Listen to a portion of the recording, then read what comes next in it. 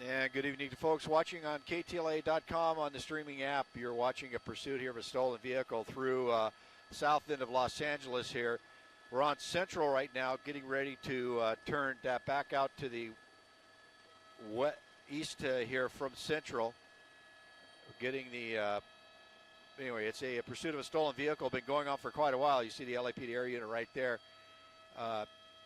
just coming overhead. It's been going for quite a while down here, so right now we're just kind of keeping track of it as it goes through here, working back east out towards Alameda, and we'll get you the name of the street here in a second as we go along.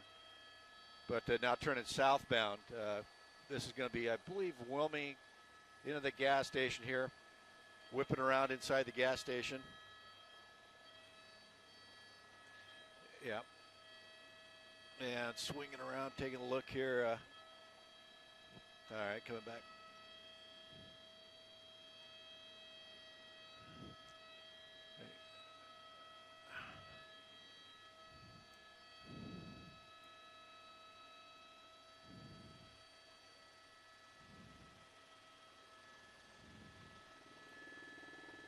And coming back in, you see a guy stopped in the gas station right here. I'll get the intersection for you in a second as I bring in here.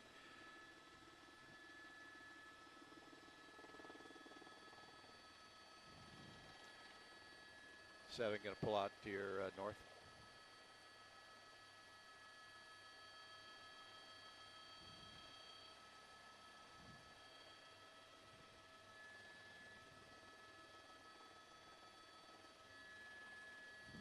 You see the officers at gunpoint here in the gas station. They're holding him at bay. They're holding back behind their cars, just giving him commands to get out of the vehicle. You see southeast units directly behind him, the LAPD air units with the 18 on the trunk lid. And there were some gang units that started this pursuit as it got going. And then the black and whites dropped in and started helping out as well. Avalon and Coden. Avalon and Coden is the location we're at here at the ARCO station. So they got a position here and kind of watching what the officers are going to do. This is pretty much the most dangerous part of the pursuit at the end here is they have to react to what the suspect does. As you can see, they're not really cooperating, reaching around inside of the car. You see him kind of bouncing around through that back window. And the officers will hold back and give him verbal commands to get out. You can see he's digging underneath the passenger seat, according to the officers on the ground, so that's not a very good thing. You see something just come bouncing out of that driver's window, hit the ground there, and now his hands are coming out. Yeah, I can't tell if that's damage on the left side of the car or what's going on.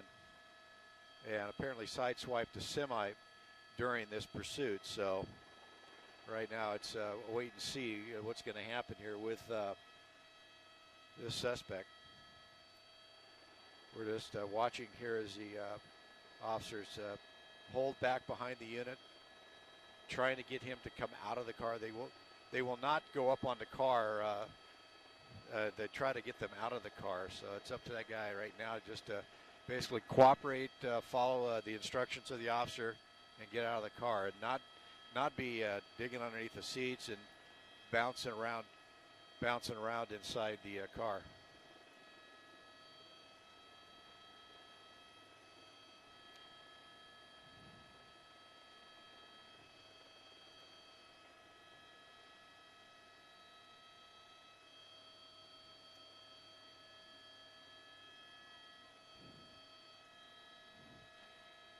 You see here he's got his hand stretched out, but a lot of damage to that car right there, as you can see.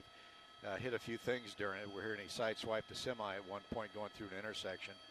But right now, now goes the passenger door, and the glass from the window just dropping to the ground. So he possibly cannot open that driver's door due to the damage done to it.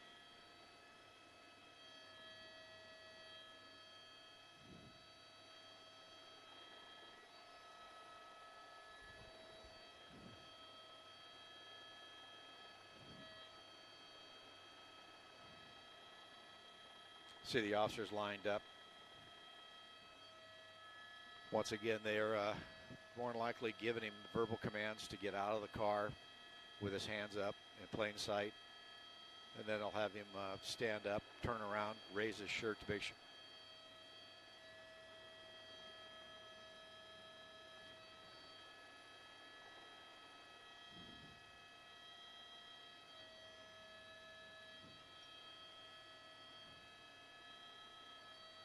As you can see now, we're still at a standstill here. Guy just pushed the door out some more, hands out where they can see him. You can see the officer down in the lower right-hand corner giving him verbal commands and visual commands to raise your hands. And here he comes out the door, hands up, walking back, hands out. All he needs to do right now is cooperate. That's all he needs to do. And this will end peacefully. It's all up to him at this point.